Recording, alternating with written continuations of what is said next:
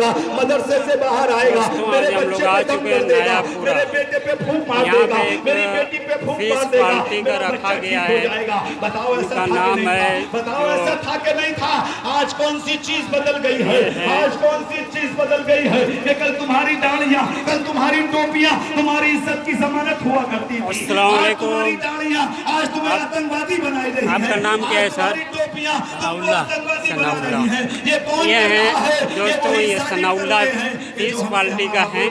ये जो है चुनाव के लिए मुद्दा रखे गए हैं यहाँ पे, और यहाँ पे जो है काफ़ी यहाँ पे कोपागंज में काफ़ी दिन से अपना कोशिश कर रहे हैं कि जीत हो इनकी, और यही सब है मुद्दा रखा गया। ये है तमाम लोग, उसको पता है उसकी वोट से अखिलेश यादव जी मुख्यमंत्री बनेंगे। चमार भाई वोट देता है, उसको पता है उसकी वोट से उसकी बहन मायावती जी मुख्यमंत्री बनेंगी। ठाकुर वोट देता है, उसको पता है उसके वोट से उसका बेटा उसका भाई योगी आदित्यनाथ जी मुख्यमंत्री बनेंगे। बनिया वोट देता है, उसको पता है मेरी वोट से मोदी जी प्रधानमंत्री बनेंगे। आप सोचो, सारे समाज वोट देते हैं, भाई अल्लाह वाले भी वोट देते हैं। इनसे पूछो वोट क्यों दे रहे हो, वोट क्यों दे रहे हो, तो ये कहते हैं बीजेपी को हराने के लिए वोट दे रहे हैं। हमारे बीच में वो नौजवान जिसका मैं इंतजार कर सके, क्योंकि वो तो बिक चुका है, उसने तो पैसा खा लिया है, वो तो पैसा लेके मैदान में घूम रहा है। लेकिन ये सारे जो आपके सामने बैठे हैं, ये जितने साथी आए हैं, कसम खुदा की सिर्फ इसलिए आए हैं कि आपके वोट की ताकत से आपके बच्चों का मुस्तकबिल बच जाए, आपके वोट से आपके बुजुर्गों की दाढ़ी और टोपियों की हिफाजत हो जाए, आपकी मासूम बहन बेटियों की इज्जत आबरू की हिफाजत हो जाए। जरा सोच कर देखो, ऐसे ही हंसता मुस्कुराता चेहरा था जैसे आपका चेहरा हंसता हुआ है हजरत, ऐसे ही चेहरा था बिहार का रहने वाला मौलाना, वो याद करो मौलाना साद साहब जो मेवात के अंदर रहते थे। मेवात के अंदर मौलाना साहब मस्जिद में सोए थे, लेकिन जब मेवात को जलाया गया, मौलाना साहब को मस्जिद में घुस के कत्ल कर दिया गया। कोई नहीं बोला, कोई नहीं बोला, अखिलेश यादव जी नहीं बोले, मायावती जी नहीं बोली, राहुल भैया नहीं बोले, सोनिया गांधी नहीं बोली, कोई नहीं बोला, कोई नहीं बोला। तुम्हारे लिए कोई बोलने को तैयार नहीं है।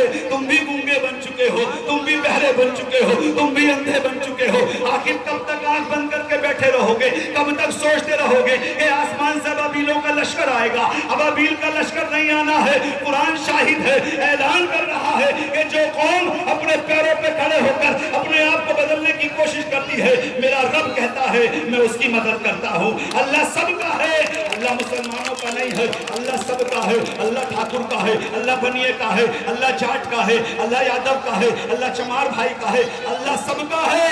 याद करो, जब कुरान शुरू करा है अल्लाह ने तो कह दिया पहली लाइन में अल्हम्दुलिल्लाह रब्बिल आलमीन। वही तारीफ के लायक है जो जमीन और आसमानों का रब है, जो चरिंदे परिंदों का रब है, जो जमीन आसमान का रब है, जो चांद तारों का रब है, वही तारीफ के लायक है। वही रब कहता है जो कोशिश करेगा उसकी मदद करूंगा। वरना सोचो मेरे भाई, आपकी गैरत को क्या हो गया, आपकी गैरत को क्या हो गया, आपकी शर्म को क्या हो गया? आज चौराहे चौराहे पीटे जा रहे हो, आज चौराहे चौराहे लूटे जा रहे हो। आज कोई पूछने वाला नहीं है, आज कोई बताने वाला नहीं है, आज कोई बोलने वाला नहीं है। हाँ, ये कौम लावारिस हो गई है। ऐ मेरे रब, कौन सी गलती हो रही है, कौन सा गुनाह हो रहा है? तो आओ, ये रईस कुरैशी बताता है। अल्हम्दुलिल्लाह, ये रईस कुरैशी आपको बताना चाहता है। मेरे रब ने कहा, मेरे नबी ने कहा, सल्लल्लाहु अलैहि वसल्लम ने कहा, जाओ पढ़ो हदीस मुबारक है, अफज़ाइल अमाल रखी होगी मस्जिद में। मेरे रब ने कहा, मेरे नबी ने कहा, ऐ लोगों सुनो, अगर तीन भी सफर कर रहे हो तो तीनों में जिसको बेहतर समझो उसको अपना अमीर मुंतखब कर लेना, अपना अमीर चुन लेना, अपने अमीर का चुनाव कर लेना। बताओ मेरे भाई, अमीर माने कौन होता है? अमीर माने आगे चलने वाला, अमीर माने अगुवाई करने वाला, अमीर माने सबकी सीखने वाला, अमीर माने सबको समझने वाला। अमीर के मायने क्या है ये कौम नहीं समझी। इस कौम ने समझा कि मस्जिद में हो अपनों में से अपना अमीर, ईदगाह में हो अपनों में से अपना अमीर। सब जानते हैं सबके पास अपनों में से अपना अमीर मौजूद है। हमारा यादव भाई कुरान नहीं पढ़ता, नमाज नहीं पढ़ता, रोजा नहीं रखता, लेकिन अपनों में से अपना अमीर अखिलेश यादव को मानता है। हमारा जाटा भाई, दलित भाई, चमार भाई रोजा नहीं रखता, चमार नमाज नहीं पढ़ता, ज़कात नहीं देता, हज नहीं करता, लेकिन अपनों में से अपनी अमीर मायावती जी को मानता है। जरा देखो, और ये कौम जो माँ की गोद से लेकर कब्र की कोख में जाने तक दस पाती है, ये दर्ज पाती है कि अपनों में से अपना अमीर होना चाहिए। अगर मशवरा भी करेंगे तो मशवरे का भी एक अमीर तय किया जाता है। इस कौम को ये नहीं पता कि सियासत में भी अपना अमीर होना चाहिए कि नहीं होना चाहिए। सियासत के मैदान को छोड़ दिया, सियासत के मैदान से दूर हो गए। जरा याद करो कसम खुदा की, वो वक्त याद आता है। जरा याद करो मेरे दोस्तों, जरा याद करो। मैं आपको याद दिलाने आया हूँ, मैं आपसे पैसा मांगने नहीं आया, चंदा मांगने नहीं आया। अल्लाह का शुक्र है जो आपका ये बेटा, ये भाई आपके सामने बोल रहा है। ये रईस कुरैशी अल्हम्दुलिल्लाह अल्लाह का दिया सब कुछ है। मैं कॉलेज में भी पढ़ा हूँ अल्हम्दुलिल्लाह, दारुल उलूम देवबंद से भी पढ़ के आया हूँ। मैं पागल नहीं हूँ, जाहिल नहीं हूँ, लेकिन मेरे हाथ में, मेरे दोस्तों सोचो ये किस चीज की जिम्मेदारी है। मेरे पास किस चीज की जिम्मेदारी है? मेरे पास इस चीज की जिम्मेदारी है कि सारी कौम इज्जतदार हो गई, सारे समाज इज्जतदार हो गए। हमारी कौम की समझ में ये बात क्यों नहीं आती? हमारे सारे 4 जिलों की पार्टी है, 4 जिलों की पार्टी है। देख लो, राजभर जिसको कहा जाता है, सपा में जाते हैं राजभर जी तो समाज भाजपा को गाली देते हैं, और भाजपा में जाते हैं तो अखिलेश भैया को गाली देते हैं। इधर जाते हैं तो उनको गाली, उधर जाते हैं तो उनको गाली। लेकिन कुछ भी करते हैं अपनी समाज की हिस्सेदारी तय कर लिए हैं, अपनी समाज की हिस्सेदारी तय कर लिए हैं। हिस्सेदारी को वोट देते हैं, सिर्फ 4 जिले में पाए जाते हैं। सिर्फ 4 जिले में 1% वोट नहीं है पूरे उत्तर प्रदेश में। लेकिन बताओ, पूरे उत्तर प्रदेश के 75 जिलों में एक जिला बताओ जिसमें मुस्लिम समाज का वोट ना हो, एक तहसील बताओ जिसमें मुस्लिम समाज का वोट ना हो, एक गांव बताओ जिसमें मुस्लिम समाज का वोट ना हो, एक विधानसभा बताओ उत्तर प्रदेश में जिसमें मुस्लिम समाज का वोट ना हो। अभी यहाँ पे जो है पीस पार्टी का जो है चुनाव मुद्दा रखा गया है। 144 विधानसभाएं ऐसी है, अगर हमारा गैर मुस्लिम भाई भी हमको वोट न दे तो 144 विधायक हम अपने दम पे जिता सकते हैं, अपने वोट से जिता सकते हैं। लेकिन हमारी समझ में नहीं आती, ये वोट की लड़ाई हमारी समझ में नहीं आती। लाठी लेके निकलते थे तो कामयाब थे, तलवार लेके निकलते थे कामयाब थे, राइफल से लड़ते थे तो कामयाब थे। लेकिन जब से वोटों की लड़ाई शुरू हुई है, इस कौम की समझ में ये लड़ाई नहीं आ रही। अरे लाठी लेके निकलोगे पुलिस बंद कर देगी, गोली चलाओगे आतंकवादी बना दिए जाओगे।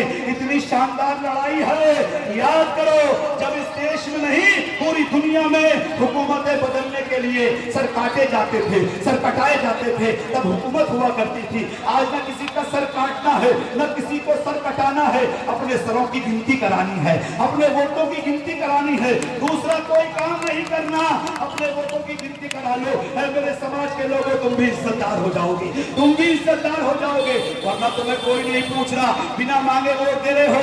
आए थे अभी अखिलेश भैया, देखा होगा अखिलेश भैया का उड़न खटोला घूम रहा था, उड़न खटोला उतरा। क्या तुमने देखा? इतनी बड़े मजमे में, इतनी बड़ी भीड़ में एक छोटी सी जमात बैठी थी, 15-20 लोग थे, मुट्ठी भर लोग थे, लेकिन पीला झंडा लेके बैठे थे, अपनी पहचान के साथ बैठे थे। उस जमले कफीर में वो जो जितनी आबादी थी, जितने मैदान में लोग थे, जितने अखिलेश भैया को सुनने के लिए आए थे, सारे के सारे सुनने वालों में 20-25 लोगों की एक छोटी सी टुकड़ी थी, 20-25 लोगों की छोटी सी जमात थी, अपना झंडा लेके बैठे थे। अखिलेश यादव जी बोल रहे थे, उनको दिखाई दे रहा था राजभर समाज बैठा है, कल 2024 होगा, राजभर समाज को उसका सियासत में हिस्सा मिल जाएगा।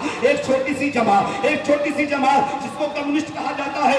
आज कम्युनिस्ट पार्टी पूरे देश में खत्म है, उत्तर प्रदेश में खत्म है, लेकिन वो भी अपने लाल झंडे के साथ 20-25 लोगों को लेकर अपने लाल झंडे के साथ मैदान में बैठे थे। अपना झंडा था, अपने झंडे के नीचे बैठे थे, अपने झंडे के नीचे बैठे थे 20-25 लोगों को लेते हुए। अब बताओ, अखिलेश भैया बोल रहे थे, अखिलेश यादव जी ने दूर से देखा होगा, ये जो बैठे कम्युनिस्ट वाले, जब 2024 का चुनाव आएगा उनकी भी हिस्सेदारी तय हो जाएगी, वो भी देखेंगे। लेकिन हाय हाय ये कौम, हाय हाय ये कौम जिसको मुसलमान कहा जाता है, ये भी बैठी थी, ये जिंदाबाद लगा रही थी। अखिलेश भैया जिंदाबाद, समाजवादी जिंदाबाद, लगा जिंदाबाद। उसको क्या मिलेगा? फिर तुझको बदले में मुजफ्फरनगर मिलेगा, फिर बदले में तुझको बथुआ मिलेगा, फिर बदले में कोसी कला मिलेगा। किसकी सरकार थी भाई? सोचते क्यों नहीं हो किसकी सरकार थी? किसकी सरकार थी 2013 में? अरे 2012 में पूरे बहुमत की सरकार बनी थी। मुलायम सिंह यादव जी जिंदा हुआ करते थे। मुलायम सिंह यादव जी ने कहा था, ऐ मुस्लिम समाज के लोगों, हमें 3 बार लगनी सरकार बनाई है, एक बार पूरे बहुमत की सरकार बना दो। जितने बेकसूर मुसलमान जेलों में बंद हैं, अगर हमारी सरकार 2012 में बनती है, हम सबको रिहा कराने का काम करेंगे। मुसलमान बहुत खुश था, उसी वक्त पीस पार्टी अपना पहला चुनाव लड़ रही थी। 2012 में पीस पार्टी पहला विधानसभा का चुनाव लड़ रही थी, हम भी चुनाव मैदान में थे। इत्तेफाक की बात है कि 35 से लेकर 55 सीटों पे हम दूसरे तीसरे नंबर पर आए और हमने 5 विधायक जिताए। 5 विधायक 4 हमारे सिंबल से थे और 1 हमारे समर्थन से जीती थी। यही अनुप्रिया पटेल जो घूम रही है आज गाड़ी लेकर, देख लेना, यही केंद्रीय मंत्री अनुप्रिया पटेल जी जो आज घूम रही हैं यहाँ समर्थन मांगने के लिए। इसको पीस पार्टी ने ताकत दिया था, इनकी अपना दल एस पार्टी को पीस पार्टी ने ताकत दिया था, अनुप्रिया बहन जी को पीस पार्टी ने ताकत दिया था, डॉक्टर ने ताकत दिया था। 5 एमएलए जीत के मैदान में आए, हमारी 35 से 55 सीटें दूसरे तीसरे नंबर पर चली गई और पूरे बहुमत की सरकार मुलायम सिंह यादव जी की बन गई, समाजवादी पार्टी की बन गई। याद करो, जब पूरे बहुमत की सरकार बन गई, हम सरकार में शामिल नहीं थे, पीस पार्टी सरकार में शामिल नहीं थी, लेकिन हम खुश थे। हम खुश क्यों थे? हम इसलिए खुश थे क्योंकि मुलायम सिंह यादव जी ने वादा किया था, अगर सपा की पूरे बहुमत की सरकार बनेगी तो जितने बेकसूर जेलों में बंद है सबको रिहा कराएंगे। 2 आलिम दिन जेल में बंद थे, जिनको मायावती जी की सरकार ने बंद किया था। याद करो, मुसलमानों तुम भूल जाते हो। याद करो, आजमगढ़ के इज्तिमा हो रहा था, आजमगढ़ के अंदर आलमी इज्तिमा हो रहा था। उस समय में से 2 आलिम दिन उठाए गए थे, एक का नाम हकीम मौला तारिक कासिमी था और एक का नाम मुजाहिद था, एक का नाम खालिद मुजाहिद था। वो सबसे बड़े अपने घर से निकले थे इज्तिमा में, लेकिन बहुजन समाज पार्टी की सरकार ने, मायावती जी की सरकार ने, उनकी पुलिस ने उठा लिया। इज्तिमा से बाहर निकले, पतना स्टंजे को निकले थे, चाय पीने निकले थे, जैसे बाहर निकले पुलिस उठाकर ले गई। उनके माथे पे आतंकवादी लिख दिया, उनके सीने पे आतंकवादी लिख दिया, उनको जेल में डाल दिया गया, वो भी जेल में बंद थे। लेकिन जब 2012 की सरकार आई, हम सोच रहे थे सरकार बनी है, इससे पहले के ईद आएगी, मौलाना तारिक कासमी रिहा हो जाएंगे, मौलाना खालिद मुजाहिद रिहा हो जाएंगे। लेकिन पूछो समाजवादी पार्टी के उन लोगों से, उन मेरे भाइयों से जो साइकिल के लिए वोट मांग रहे हैं, मैं सवाल रखता हूं, ये रईस कुरैशी आपके बीच में सवाल रख के जा रहा है, अगर ज़मीर जिंदा हो, ईमान जिंदा हो, तो साइकिल के लिए वोट मांगने वाले मुसलमान भाई, मैं तुझको बताना चाहता हूं, मौलाना खालिद मुजाहिद, मौलाना तारिक कासमी के घर वाले, उनकी माँ, उनकी बीवी, उनके बच्चे इंतजार कर रहे थे। ईद आ रही है, ईद की सवैयां खाई जाएंगी, ईद मनाएंगे। आज हमारे माँ बाप छूट जाएंगे, हमारे मौलाना छूट के आ जाएंगे, सब खुशियां मना रहे थे। उसी वक्त पे ईद नहीं आई है, उसी वक्त पे समाजवादी की सरकार की पुलिस मौलाना खालिद मुजाहिद को बाराबंकी की जेल में रखा गया था। बाराबंकी की जेल से निकाल के लाते हैं और बाराबंकी की जेल से निकाल के लाने के बाद तारीख कराने कचहरी ले जाते हैं, कलेक्ट्रेट ले जाते हैं, जजी में ले जाते हैं और जेल से लेकर कलेक्ट्रेट का सफर मुश्किल से 2 किलोमीटर भी नहीं था, लेकिन रास्ते में मेरा आलिम दीन मर जाता है, खालिद मुजाहिद की मौत हो जाती है, खालिद मुजाहिद मर जाते हैं, कोई नहीं बोलता। उस वक्त पे इत्तफाकन हम लोग बाराबंकी में थे। पीस पार्टी छोटी सी, कहते हो ना छोटी सी पार्टी है, इसके पास अभी क्या है, ये क्या करेगी? पीस पार्टी छोटी सी पार्टी, पीस पार्टी का वहां का जिला अध्यक्ष एक वकील था, एडवोकेट था। हमने खबर चल रही थी, खबर आ रही थी कि देश का दुर्दान आतंकवादी मौलाना खालिद मुजाहिद की हार्ट अटैक से मौत हो गई। हमने कहा भरे चंगे थे, अच्छे खासे थे, सेहतमंद थे, ये हार्ट अटैक से कैसे मर गए? बहरहाल उनको समझ आ गया कि मौत तो बड़ा है, मौत तो अल्लाह के हाथ में है, मौत को कौन बदल सकता है। लेकिन हमको डाउट हुआ, हमको घबराहट हुई, हमने अपने साथियों से कहा चलो जाके देखते हैं कैसे मरे हैं मौलाना खालिद मुजाहिद। और जब सरकारी अस्पताल पहुंचते हैं, पूरा सरकारी हॉस्पिटल छावनी बना था, चारों तरफ पुलिस लगी थी। हमने जाके कहा हम खालिद मुजाहिद की लाश को देखना चाहते हैं, हम खालिद मुजाहिद की बॉडी को देखना चाहते हैं। जानते हैं देखने भी नहीं दिया जा रहा था, देखने भी नहीं दिया जा रहा था, लेकिन जिद करके हमने बॉडी देखी। पूरी बॉडी नीली पड़ी हुई थी, पूरी बॉडी पे चोटों के निशान थे, पूरे बदन पे डंडों के निशान थे, पूरे बदन पे बेल्टों के निशान थे। ऐ बेईमान, क्या मुंह दिखाएगा अपने रब को जो साइकिल के लिए वोट मांग रहा है? खालिद मुजाहिद मार दिया गया, खालिद मुजाहिद को शहीद कर दिया गया, एक भी नहीं बोला। आज तक उसकी इंक्वायरी नहीं हुई कि खालिद मुजाहिद की मौत पुलिस कस्टडी में कैसे हुई थी, कोई नहीं बोला। उसके बच्चे तड़पते रहे, उसकी बहू तड़पती रही, बहनें तड़पती रही, माएँ तड़पती रही कि मेरा बेटा आएगा, ईद की दुकान पढ़ के आएगा, ईद की नमाज पढ़ के आएगा। जाएगा। मैं इतने बेटे को 6 साल 10 साल के बाद अपने गले लगाऊंगी, लेकिन उसको क्या पता था बूढ़ी माँ को कि उसको गले से लगाने के लिए खालिद मुजाहिद अब बोलेगा नहीं, उसकी लाश से लिपट के रोना पड़ेगा। ये तेरे भैया अखिलेश यादव जी की सरकार में हुआ था, ये तेरी प्यारी समाजवादी पार्टी की सरकार में हुआ था। 1 साल नहीं गुजरा था, इतना बड़ा हादसा, इतना बड़ा दुख, इतना बड़ा जख्म उनको दे दिया गया। और 1 साल नहीं गुजरा था, और 1 साल नहीं गुजरा था। आपने देखा मथुरा के अंदर जाइए, मथुरा के अंदर आपने देखा 2 बच्चे शरबत बांट रहे थे, गर्मी के दिन थे, गर्मी चल रही थी, शरबत बांटा जा रहा था। 2 आते हैं बच्चे जो दूसरे समाज से थे, उन्होंने आके पेशाब किया बगल में बगल के अंदर आस्थाना था, बगल के अंदर आस्थाना था, मजार था, वहां के पेशाब कर दिया। जो बच्चे शरबत बांट रहे थे उन्होंने कहा भाई पेशाब न करो, ये पाक जगह है, यहाँ से चले जाओ, लेकिन पेशाब कर चुके थे। फिर कहा चलो ठीक है आप कर दिए, हम सफाई कर देंगे, चले जाओ। उसके बाद वो नहीं गए। उसके बाद उन्होंने क्या किया, उसके बाद उन्होंने जो शरबत बांटा जा रहा था उन बच्चों के हाथ से शरबत लेकर उसी से अपने गंदे हाथ धोए शरबत को बहा दिया, रोड पे फेंका। उन बच्चों ने कहा जो मदरसे के थे, जो बांट रहे थे, प्यासों को शरबत पिला रहे थे, प्यास बुझा रहे थे, उन बच्चों ने जब कहा कि इसको बर्बाद न करो, ये प्यासों की प्यास बुझाने के लिए है, उन दोनों बच्चों को समाजवादी पार्टी की सरकार में दिन के उजाले में पेट्रोल छिड़ककर जिंदा जला दिया गया। रोड पे कोई नेता नहीं बोला। आपको तो पता भी नहीं होगा, आपके पास ये खबर भी नहीं पहुंची होगी, लेकिन एक बहुत बड़ी खबर जो पूरे देश में जितना बड़ा सानिया नहीं हुआ, जो गुजरात से बड़ा दंगा है, जो गुजरात से बड़ा तकलीफ है, जो गुजरात से भी बड़ा दुख है, उसको भूल गए, इतनी जल्दी भूल गए।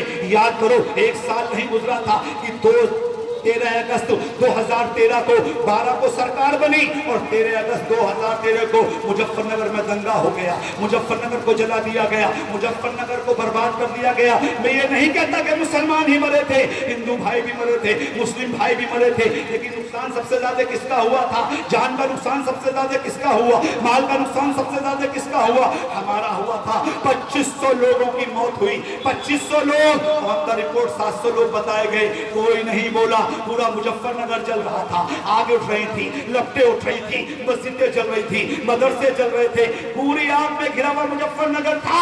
रोटी को तरस रहे थे, दाने दाने को तरस रहे थे, प्याज को तरस रहे थे, रहने को तरस रहे थे, कोई सुनने वाला नहीं था। छोटे छोटे मासूम बच्चे थे, हमारी बहनें बेटियां थी, क्या करें, कहाँ जाए, किससे कहें, कोई सुनने वाला नहीं था। ऊपर से बारिश होने लगी, नीचे से सर्दी पड़ रही थी, टाट बनाया गया, टाट बनाया गया, एक झोपड़ी बनाई गई, तिरपाल डाले गए, उस तिरपाल पे रहने का काम किया गया। सर्दी रातें आई, सर्द रातें आई, इतनी तेज सर्दी पड़ी कि लोग ठिठुरने लगे, दांत से दांत बजने लगे, कोई पूछने वाला नहीं था।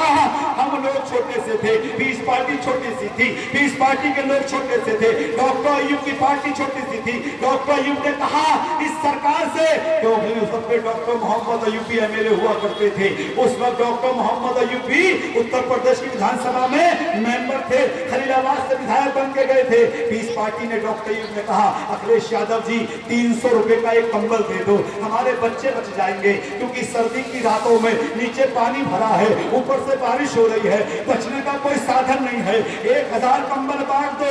अगर 300 रुपए के वोट दिया था, अखिलेश यादव जी वोट दिया था, सपा की सरकार में 85% वोट मुसलमानों का है, हमें 300 का कंबल दे दो, हमारे बच्चे बच जाएंगे। नहीं दिए, और एक रात कयामत की ऐसी आई, एक कयामत की रात ऐसी आई कि एक रात में, सर्द रात में अपनी माओ के सीने से लगकर एक रात में 46 बच्चों ने दम तोड़ दिया। एक दो नहीं मरे, 46 बच्चे एक रात में अपनी माओ के कलेजे से लिपटकर मर गए।